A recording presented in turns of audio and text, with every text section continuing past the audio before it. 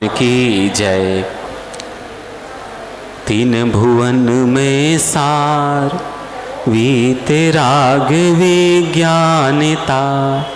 शिव स्वरूप शिवकार नमः त्रियोग संहारिके।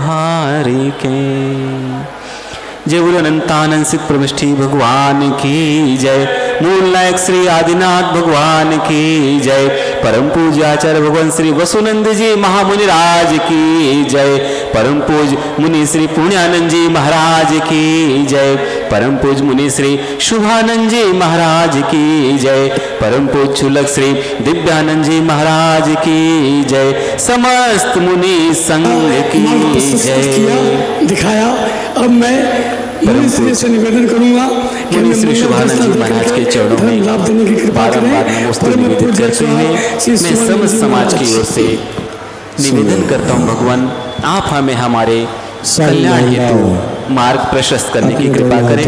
नमोस्तु भगवान, नमोस्तु भगवान, नमोस्तु भगवान। प्रभु परमात्मा का मंगल में महान बात बड़े आनंद और भक्ति के साथ निवेदन करूंगा। बाद में आपसे भी गुड़िया प्रभु परमात्मा का मंगल में नाद क्या हो रहा है?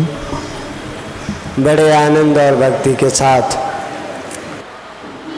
पहले हम करेंगे, बाद में आप सभी।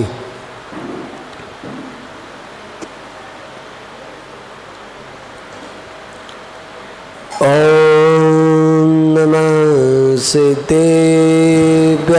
यहाँ पर उपस्थित आप सभी विशट कंदट दलारम सोलोड़म चंद। एक चिंतन चलता है कई बार।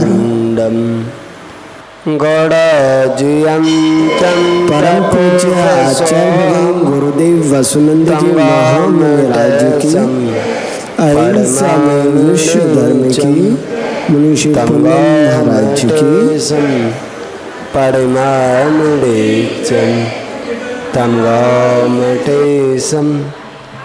पड़मामुडे। क्यों चिल्लाना पड़ता है भाई? जब क्या वो जानते नहीं क्या? सब जानते हैं।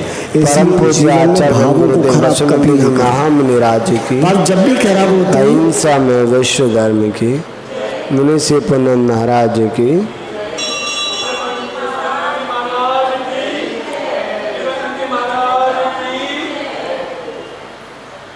जिनेन्द्र देवी के पवित्रतम पादमूल में विराजमान आप सभी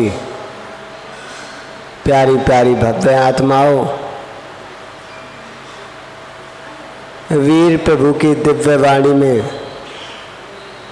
एक संदेश खिला जिसमें बताया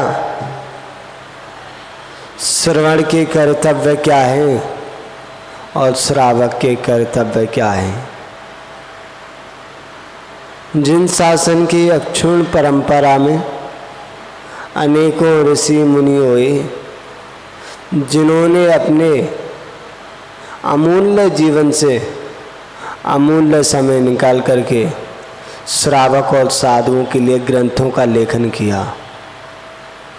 उनमें एक नाम बड़े अहोभाव से लिया जाता है, भक्ति भाव से लिया जाता है, और वह सिर्फ नाम नहीं, हमारे पापों का क्षय करने के लिए रसायन भी है।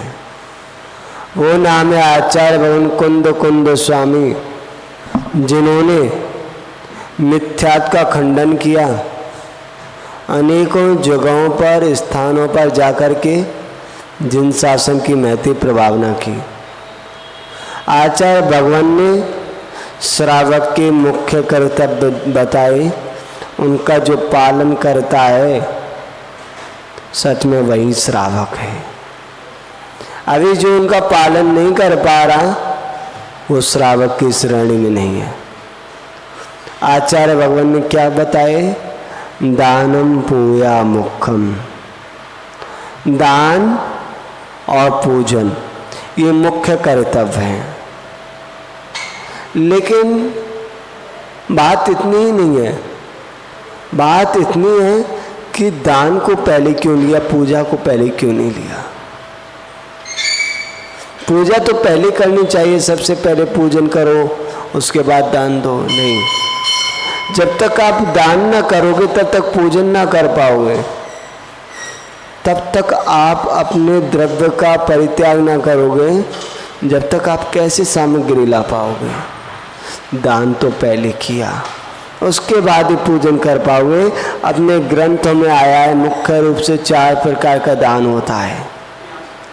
आहार दान, अवय दान, ज्ञान दान और चौथा कौन सा है? औसत दान। लेकिन ध्यान रखना, सबसे पहले आहार दान दिया, उसमें तीनों दान समाहित हो जाते हैं एक अपेक्षा से। आहार से बड़ी कोई औषधि नहीं है। अगर आहार दान ही नहीं दिया तो वह साधक कैसे साधना करेगा, कैसे अध्ययन करेगा? और आहार ही नहीं लेगा वह साधक तो उसके प्राण ज़्यादा समय तक इस शरीर में ठहर ना पाएंगे, उसकी आत्मा कूच कर जाएगी, मृत्यु को प्राप्त हो जाएगा। इसलिए श्रावक को प्रतिदिन यथा योग्य शक्ति अनुसार त्याग करना चाहिए। मान लो आपसे यार ये आएंगे इतने बजे मुझसे बात करेंगे, ये काम करेंगे, शक्ति से ज्यादा त्याग करोगे गुस्सा आ जाएगा और शक्ति से ज्यादा त्याग करोगे। पूजा ज्यादातर प्रसन्न चित्त रहते हैं, कोई कर सकता पूजा, उम्मीद मत रखो। आप सोचो किसी से भी पूजा मत करने नहीं कर रखो। मुझे मैं कहती हूँ बेटा मुझसे भी मत रखो। कितने परिवार मान लो आपने सोचा मैं जाऊंगा गुरुजी मुझसे मिलेंगे, ऐसी बात करूंगा, आपके परिवार है तो तुम्हें दुख होगा। उनमें से एक आप अकेले आए हो, आपके परिवार में कितने लोग हैं? आप अकेले आए हो, बेटा कहीं है, बेटी कहीं है, ये भी एक तप है। इस धर्मात्मा हो लेकिन तो क्या दिक्कत? शक्ति के अनुसार करना चाहिए। वो शेर शक्ति से ज्यादा दान करोगे जंगल में मिल गए तो संकीर्णता बनेगी थी ना, तो कर्म उनको ऐसी जगह ले जाता है कि दोनों मिल ही जाते हैं। को धोते रहोगे।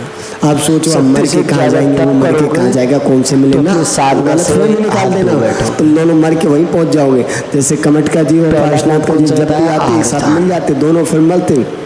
बहुत सारे उदाहरण है ऐसे। भरत चक्रवर्ती थे, एक बार का सुनने में आता है कि उन्होंने राज को दान नहीं मिल पाया, लाभ नहीं मिल पाया, तो कहने लगे प्रभु अहिंसा में विश्व आज का दिन मेरा सबसे बड़ा शुभ दिन है, क्या करूं मैं इन हाथों को जो दिगंबर संत के कर पात्र में आहार नहीं दे पाए।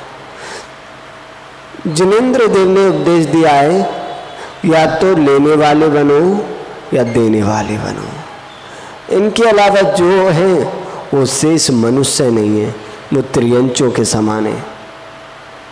मनुष्य का काम ही होता है या तो ले सकते हैं या दे सकते हैं। अब आपके अंदर इतनी शक्ति नहीं है कि ले सको, यानी कि दिगंबर दीक्षा को धारण कर सको, महाव्रती बन सको, छुल्ला कीलक बन सको, आर्य का छुल्ल का बन सको, कोई बात नहीं, देने वाले बनो। जो देने वाला है वो एक दिन लेने वाला हो जाता है नियम से, लेकिन जो कभी दे ही नहीं रहा वो लेगा कैसे? मिलता उसी को है जो देता है, उसको कभी नहीं मिलता जो देता नहीं। जो जोड़ जोड़ के रखता है उससे छीन लिया जाता है। आप लोग देखते हो, पढ़ते हो, सुनते हो न्यूज़ में कि ऐसे भैया सेठ के घर छापा पड़ गया, 2 करोड़ 5 करोड़ रुपया उसने जीवन भर में इकट्ठा किया, पुलिस वाले आए और ले गए, उससे छीन लिया गया। डाकू आए, बंदूक लगाई, पूरा धन छीन ले गए। तो उसने वो दिया नहीं, वो उससे छीना गया। और जो वस्तु हमसे छीनी जाती है उसके कारण हमें संक्लिष्टता बनती है, हमें दुख होता है, हमारे जीवन में पाप का बंध होता है। लेकिन जो चीज़ दान दी जाती है उससे दुख नहीं, प्रसन्नता होती है, जीवन में पुण्य का आश्रव होता है। चाहे वह वस्तु द्रव्य है, चेतन है या अचेतन है। कोई व्यक्ति है जिसको वैराग्य हुआ, वो घर को छोड़ के आ गया, उसे प्रसन्नता हो रही है। और एक व्यक्ति रागी है, वो घर छोड़ के आना नहीं चाहता, लेकिन मृत्यु उसे उसके घर से दूर ले गई, या उसका कोई परिजन उससे दूर हो गया तो उसे दुख होगा। ऐसे ही पैसा है, धन है, अगर आपने किसी को दान दिया, भूखे को भोजन खिलाया, साधुओं की वंदना कराई, आपने अपने हाथों से एक एप्पल बना करके साधु की अंजलि में दे दिया, तो कितनी प्रसन्नता होती है। अगर आप लाए कुछ सामग्री और साधु ने नहीं ली, तब तक मन में रहता है भगवान कैसे भी ये चल जाए, और चलने के बाद क्या कितनी प्रसन्नता होती है। फिर पता ही नहीं चलता कि कब 10 बज गए, 11 बज गए, 12 बज गए, भूख नहीं लगती। कब तक? जब तक आप खिला रहे हो, तब तक, जब तक आप दे रहे हो, तब तक आपको भूख प्यास नहीं लगती, तब तक आपको उस कष्ट का अनुभव नहीं होता। लेकिन जैसे ही आपने दान देना छोड़ा, त्याग, तो वो कष्ट अनुभव में आने लगते। अरे महाराज तो गए हाल लेके, अरे 12 बज गई, जल्दी चलो, भोजन करना है, बनाना है।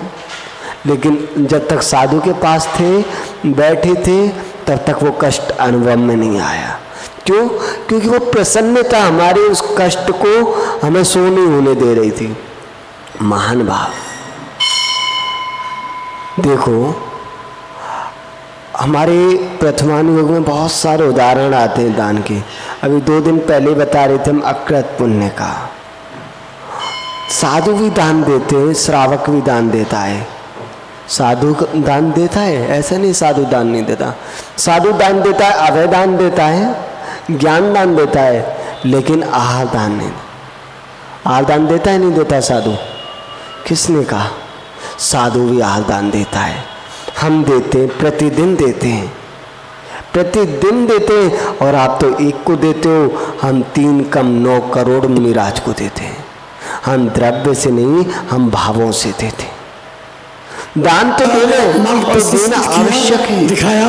अब मैं मुनि श्रावक की कर्तव्य तो है, साधु इनका पालन करें। परम पूज्य भाव नवाते हैं। प्रभु सुनो, जितने भी मुनिराज हैं, त्यागी देते हैं, सभी का आहार संपन्न हो, तो ये भी तो दान ही है।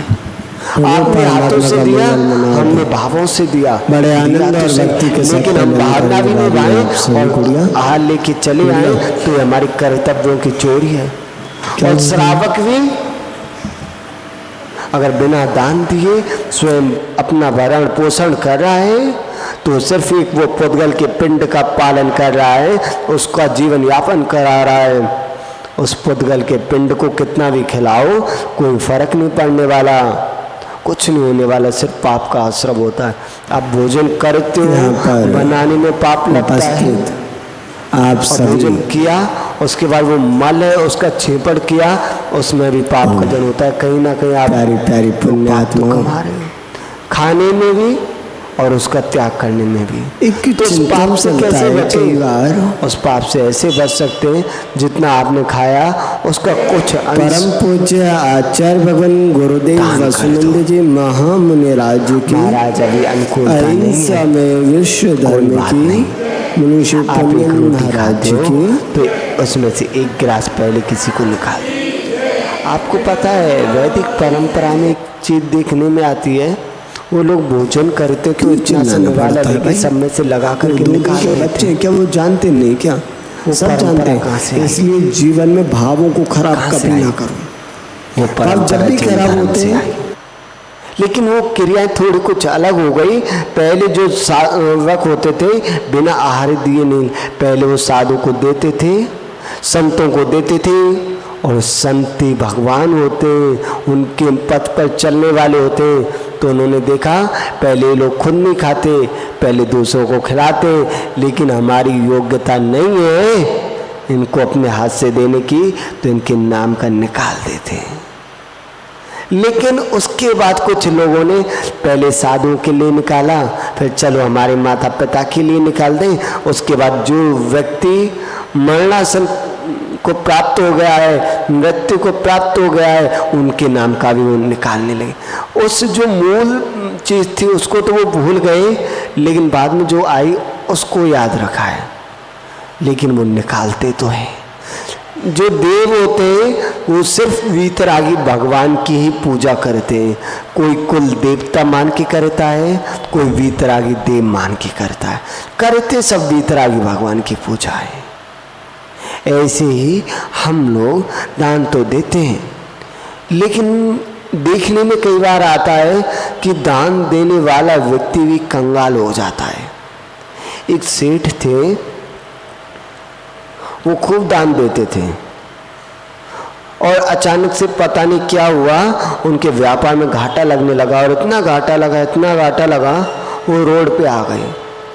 वो महाराज के पास गए और पूछा कि भगवान, हे तीन ज्ञान के धारी, मुझे बताएं कि मैं इतना दान पुण्य कर रहा हूँ, फिर भी मेरे जीवन में इतने दुखों का सामना करना पड़ रहा है, ऐसा क्यों?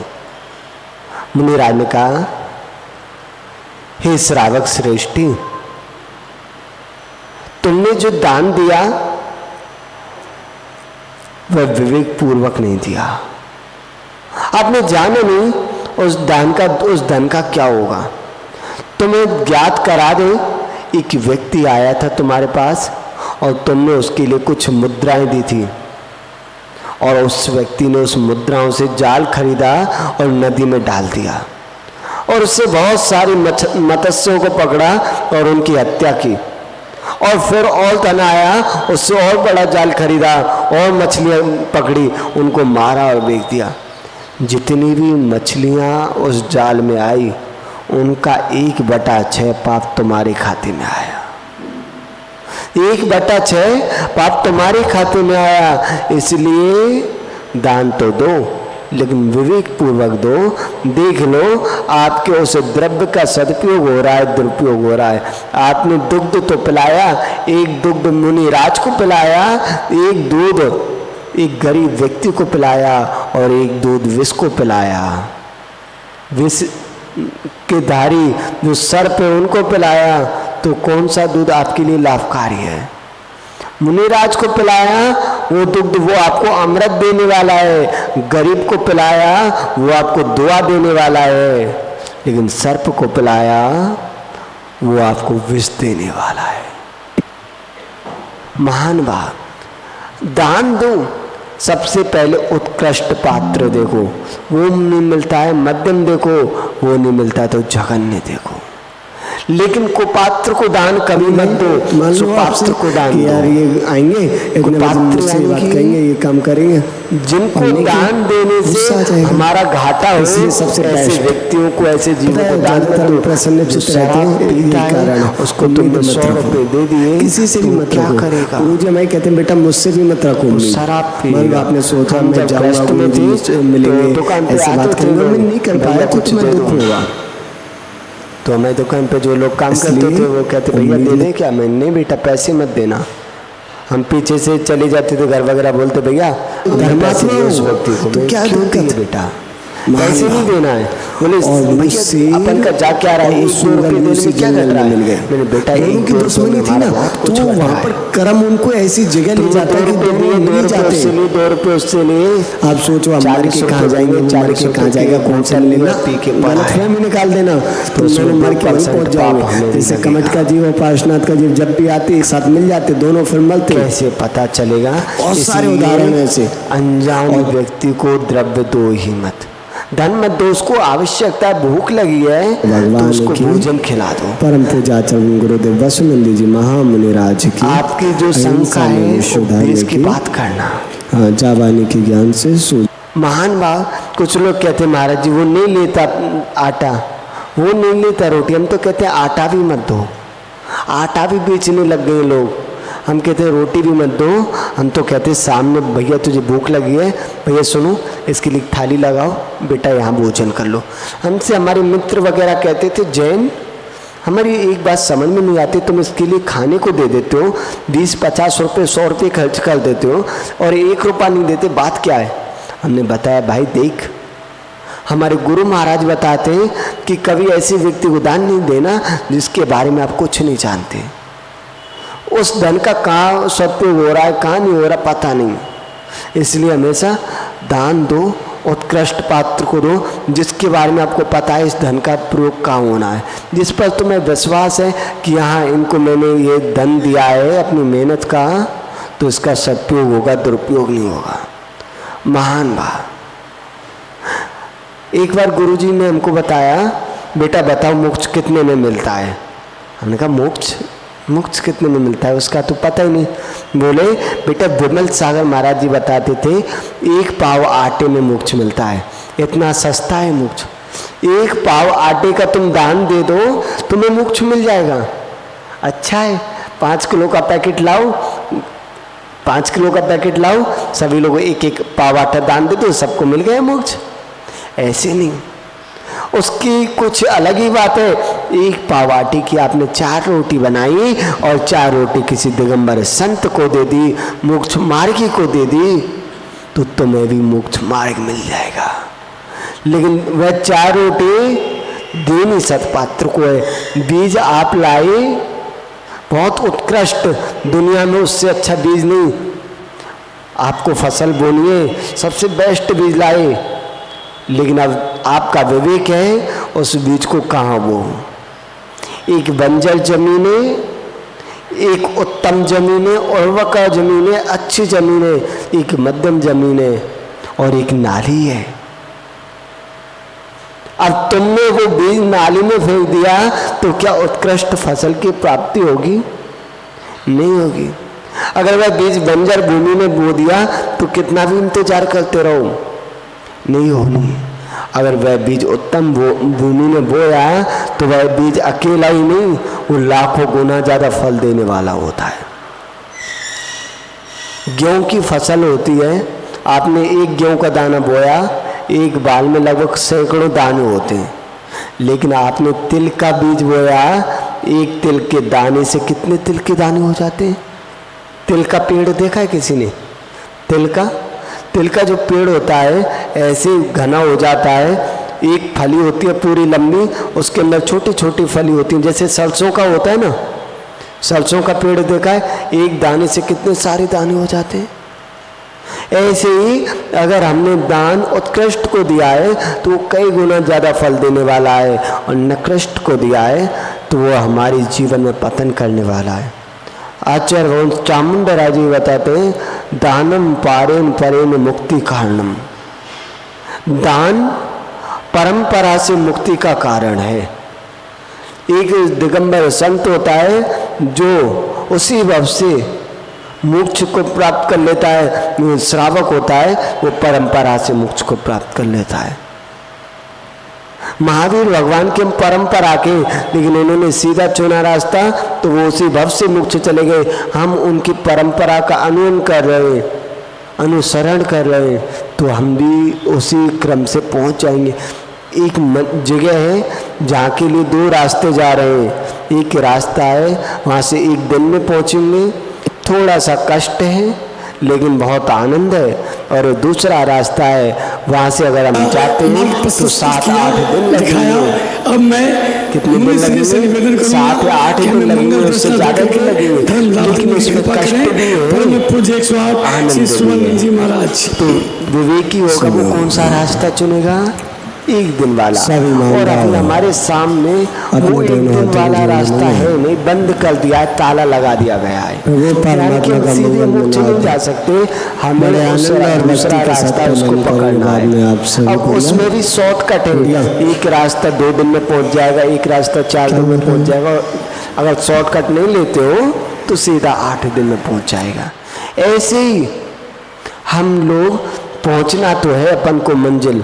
अब 7-8 दिन में पहुंचो, 2 दिन में पहुंचो, 4 दिन में पहुंचो, वो आपके ऊपर डिपेंड करता है। जितने ज़्यादा टाइम रुकना चाहो रुक सकते हो।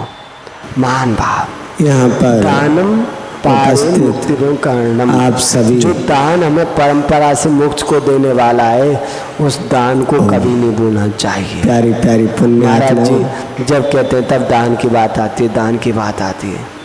एक चिंता ही चलता है कई बार, आप थोड़ा दो, थोड़ा मिल जाएगा। ज्यादा दोगे परम पूज्य आचार्य भगवान गुरुदेव वसुदेव जी महामुनि राज्य की देना तो पड़ेगा। ऐसा में विश्व धर्म आप की दिए बिना सोचो मुझे मोक्ष मिल महाराज जी जाए, की नहीं मिलना। मोक्ष तो छोड़ो, मुनि पद नहीं मिलना। मुनि पद तो छोड़ो, आपको जीवन में सुख शांति नहीं मिलनी।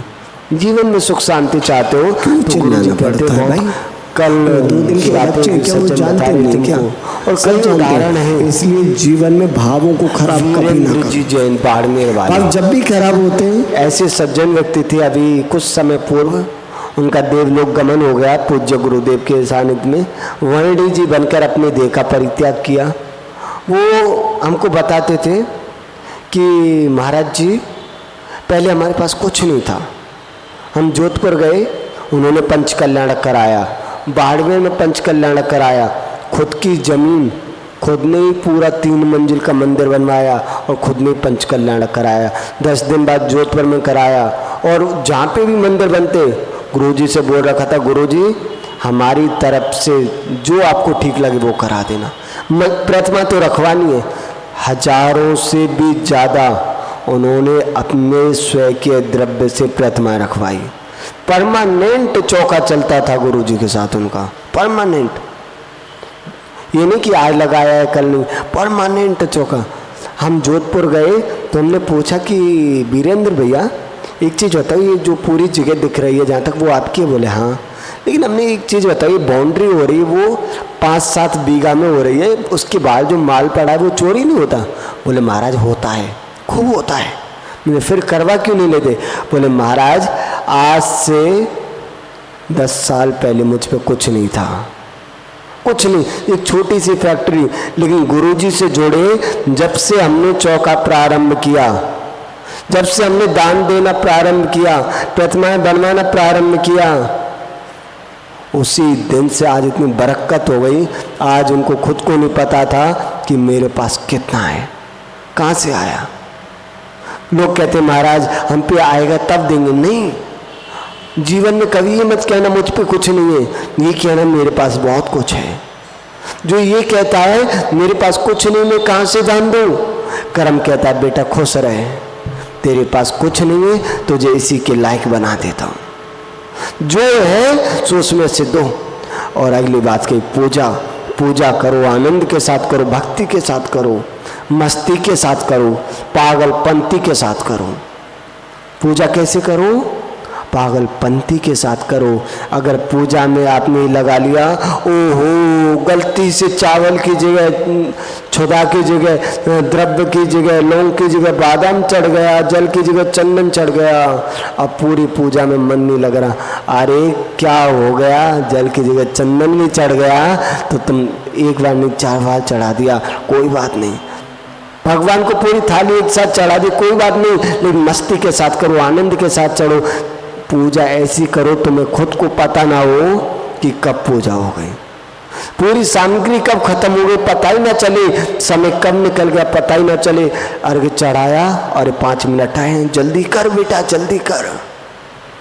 हम कहते पूरी 10 पूजन मत करो, 10 पूजन मत करो, हम लोगों तुम 4 पूजन मत करो, एक अर्घ चढ़ाओ लेकिन आनंद के साथ चढ़ाओ, भक्ति के साथ चढ़ाओ। हम लोग थे कई बार आर में जाना होता था, समय हो गया और थाली बनी हुई है, एक अर्घ लिया, उधर के चंदन तंदल पूरा का पूरा चढ़ा दिया आनंद के साथ। जरूरी नहीं एक एक चीज चढ़ाएं, एक एक पूजा करें, नहीं 4 पूजन हुई है 5। हम ये भी नहीं कह रहे मत करो, अगर आपके भाव लग रहे हैं, आनंद आ रहा है तो 5 नहीं 50 करो, और भाव नहीं लग रहे, अगर भाव आपका एक ही अर्घ में लग रहा है तो एक बार में चढ़ा दो। मान लो तो श्रावक के लोग आएंगे दान और पूजा कहेंगे ये काम निरंतर ये करते रहना चाहिए, निरंतर जाएगी, इसलिए सबसे करना चाहिए, प्रति समय करना ज़्यादा चाहिए। जैसे आपके शरीर के लिए भोजन आवश्यक है, ऐसे हमारी आत्मा के लिए पूजा आवश्यक है, दान आवश्यक है। दान करते रहोगे तो मिलेंगे, ऐसे संस्कार हमारी आत्मा में पड़े रहेंगे, और दान करना छोड़ दिया तो संस्कार कहाँ से आएंगे? फिर कैसे करोगे? और जो पूजा करते हैं वही पुजारी बनते हैं, धर्मात्मा और जो पुजारी तो क्या बनते दिक्कत? हैं वही परमात्मा बनते हैं। आज और तक वो जितने भी तीर्थंकर हुए, और वो सूगल भी उसी जंगल जितने में भी मिले। राजा महाराजा हुए, दोनों की दुश्मनी थी ना, बड़ी तो बड़ी वहाँ पूजा पर की, कर्म उनको ऐसी जगह ले जाता कि दोनों मिल जाते। पूजा करता था रत्नों से। आप सोचो महाराज के कहाँ जाएंगे, मर के कहाँ जाएगा, कौन से मिले ना, गलत फहमी निकाल देना, तुम दोनों मर के वहीं पहुंच जाओगे। जैसे कमट का जीव और पार्श्वनाथ का जीव जब भी आते हैं साथ मिल जाते, महाराज जी चावल 30 रुपए किलो वाले, बहुत सारे उदाहरण है ऐसे। कौन लाए 100 किलो वाले, 100 रुपए किलो वाले, कौन लाए 200 रुपए किलो वाले। एक बात बताओ, तुम कौन से चावल खाते हो? परम पूजा तुम कौन से चावल खाते हो? महाराज हम तो चढ़ा रहे हैं, चावल को इसे चढ़ा दो, क्या फर्क पड़ेगा? बाद में तो मालिक को ही लेना है। बादाम को इसे भी चढ़ा दो, छोटा चढ़ा दो, मोटा चढ़ा दो, कड़वा चढ़ा दो, मीठा चढ़ा दो, क्या फर्क पड़ेगा? भगवान कौन सा खा रहे हैं? भगवान तो कभी नहीं खा रहे। और ना तुम्हारी सामग्री को खाएंगे। वो जब पृथ्वी लोक पे थे, राजकुमार अवस्था में थे तीर्थंकर, तब भी ना खाते थे वो। अब क्या खाएंगे? तुम्हारे रूखे चावल खाएंगे क्या? अरे भगवान तो अपनी आत्मा का अनुभव कर रहे हैं, आत्मा के सुख को ग्रहण कर रहे हैं। ये कौन सा सुख है? लेकिन उस द्रव्य के माध्यम से आप अपनी आत्मा की शांति कर सकते हो। हमने कई जीवों को देखा। हम आगरा में थे, गुरुजी के साथ, उस समय हम ब्रह्मचारी जी थे, तो हम पूजन करने जाते थे मंदिर। तो नीरज जी जैन है, जिनवाणी के ओनर, उनका बेटा है, बहुत आनंद के साथ पूजन करता था। हमने देखा उसे, क्या पूजन करता। उसको देख कर के हमें इतनी प्रसन्नता होती जितनी स्वयं को करके नहीं होती थी। इतनी बड़ी थाली, इतने सारे बादाम, काजू, किशमिश और केसर, बढ़िया सामग्री। और हम उससे कई बार कहते थे, बेटा पूजा में मन लगा? बोले भैया बहुत आनंद आ रहा है, आप भी करो। और हम देखते थे वो इतने इतने से चावल नहीं चढ़ा था। बोले भैया हमारा मन होता है तो हम इतने इतने ले लेते हैं। बोले आज है तो कर रहे हैं, कल नहीं होगा तो कहाँ से करेंगे। इसलिए हम आपसे यही कहते हैं, अगर है तो उत्कृष्ट करो। चावल जरूरी नहीं कि आप इतने चढ़ाओ, टूटे चावल चढ़ाओ। अगर बेस्ट चावल इतना सा भी है तो इतने कितने चढ़ा दो, एक बार में चढ़ा दो। महाराज जी ये डिब्बियों में चावल लाते हैं, बच जाता है तो क्या करें? कैसे बच जाता है हमें समझ में नहीं आता, बच कैसे जाता है? अरे पूरा का पूरा चढ़ा दो ना। महाराज जी कल फिर क्या चढ़ाएंगे? तुम कल के चक्कर में आज का आनंद नहीं ले पा रहे। जो भी सामग्री लाओ, जितना भी लाओ, बचा के नहीं ले जाओ, पूरा छोड़ जाओ। तुम जितना छोड़ के जाओगे उतना तुम्हें मिल जाएगा। और तुम बचा बचा के करोगे, ना आज आनंद आएगा ना कल आनंद आएगा। तो भैया पूजा पाठ करो, आनंद के साथ करो। और उस दिन भी कहा था हमने, सामग्री चढ़ाओ तो धोकर के प्राशुक जल से जब चढ़ाना, बिना धुली सामग्री नहीं चढ़ाना। देखो पूजा की 3 कौड़ियों से, उनके पास 3 कौड़ियों थी राजकुमार, वो दोनों ने 3 कौड़ी से पूजा की तो वो राजा महाराजा बन गए। तुम 6 बादाम, काजू और इनसे पूजा कर रहे हो तो तुम नहीं बन पाओगे क्या? लेकिन बात है भावों की। पूजा करना तो भावों के साथ करना। आज बस इतना ही। जय बोले महावीर भगवान की, परम पूज्य आचार्य गुरुदेव वसुनंदी जी महामुनि राज की, अहिंसा में विश्व धर्म की। हाँ नीलम जी को माइक दे दें, इनकी कोई शंका थी? महाराज जी मेरी कल की घटना है। कोई एक व्यक्ति को हॉस्पिटल में एडमिट था, पता नहीं था कि नहीं पता नहीं, उसने बोला एडमिट है, हमको तुरंत रुपया चाहिए, तुरंत रुपया चाहिए। ठीक है, वो मतलब हम पहले तो नकार दिए कि नहीं तुम कहाँ है, क्या है, कैसे का।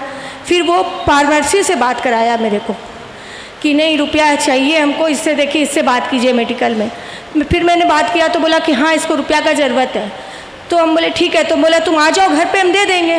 तो बोला हम यहाँ नहीं है, रांची में है, रांची से बात कर रहे हैं। फिर रांची से रुपया दिलाया, किसी के थ्रू हमने रुपया दिलाया। लेकिन जिस घर में रुपया लेने गया तो वो रुपया तो दे दिए, लेकिन वो बोली, उससे मेरा बात हुआ तो वो बोले कि मेरे को तो नहीं लगता है कि वो रुपया कहीं सही जगह लगा है, क्योंकि वो लग रहा था कुछ ड्रिंक किया हुआ है। तो उस वक्त से मेरे को विकल्प हो गया कि हमने जो दान दिया वो सही दिया कि नहीं दिया।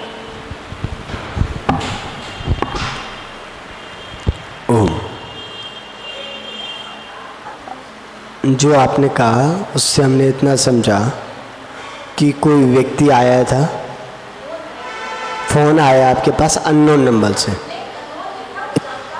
जानकार व्यक्ति था जिसे आप अच्छे से जानते थे? अच्छा, कोई रिश्तेदारी में किया, दिखाया। अब ड्राइवर था। मुनि श्री से उसको निवेदन आवश्यकता थी कि कि मैं पैसा मंगल दर्शन चाहिए, दे करके बीमार धन लाभ देने की कृपा करें। परम पूज्य स्वामी श्री सुवर्ण तो जी आप महाराज। जो पैसा दे भी दिया तो पहले आपको पूरी जानकारी लेनी चाहिए थी। अपने दोनों हाथों को जोड़ जल्दी था, लेना। प्रभु परमात्मा का मंगल मनाओ। लेकिन बड़े आनंद और भक्ति के साथ पहले हम करेंगे, बाद में आपसे आपकी जल्दबाजी नहीं होनी चाहिए। जिस हॉस्पिटल में था उस हॉस्पिटल का नंबर लेते, भैया हॉस्पिटल का नंबर दो, ये नहीं आया, ये आपका प्रमाद है। आपने द्रव्य दिया, सद्भावों से दिया, अच्छी बात है। और अब आपको विकल्प आ रहा है कि आपका धन शायद गलत जगह पर चला गया, ऐसा लग रहा है। तो अभी आपके पास उसका नंबर होगा, उसको फ़ोन लगाइए और कहिए कि भैया जिस हॉस्पिटल में हो यहाँ पर वहाँ का कोई व्यक्ति होगा, डॉक्टर होगा, उसका नंबर दीजिए, आप उससे सभी बात करा दीजिए, तो आपका विकल्प वो निकल जाएगा। और अगर आपको लगता है सच में गलत जगह गया है पुण्यात्मा और उसका गलत सेवन किया गया है, तो एक बार गुरु महाराज के पास जा करके एक चिंतन चलता है, क्षमा मांगना और प्रायश्चित लेना। गुरु महाराज मुझसे से गलती हो गई। परम पूज्य आचार्य भगवान गुरुदेव वसुनंद जी महामुनि राज जी की अगर वो हॉस्पिटल में था तो हॉस्पिटल में रसीद वगैरह मिल जाती है, तो वो रसीद वगैरह देख लीजिए महाराज कि जी हॉस्पिटल की किस हॉस्पिटल में था, कब एडमिट हुआ था, क्या ट्रीटमेंट हुआ था, सब कुछ। अगर वो भेज रहा है तो आपका पैसा सही जगह गया है। अगर वो बहाना बना रहा है कल पे दूंगा, परसों पे दूंगा, अभी मैं मेरा फोन चार्ज क्या वो जानते नहीं, क्या आया, ये नहीं सब आया, जानते हैं। इसलिए जीवन में भावों को खराब कभी नहीं करना। द्रव्य का दुरुपयोग किया पर गया जब भी है। खराब होते और हैं, कभी भी ऐसे जल्दबाजी में अपन को दान नहीं देना चाहिए। दान देने से पहले विवेक पूर्वक अपन को जान लेना चाहिए कि हमारे द्रव्य का सदुपयोग हो रहा है, गलत हो रहा है। आपको आज शिक्षा मिल गई जीवन में, अब आगे से आप ध्यान रखेंगे। और कोई शंका? जावानी के ज्ञान से सोजलो का लोक सोवाणी मस्त सदा हे जनवाणी भारती तो जपो दे रन जो तेरी शरण आ गए। दासा जनवाणी माता की जय।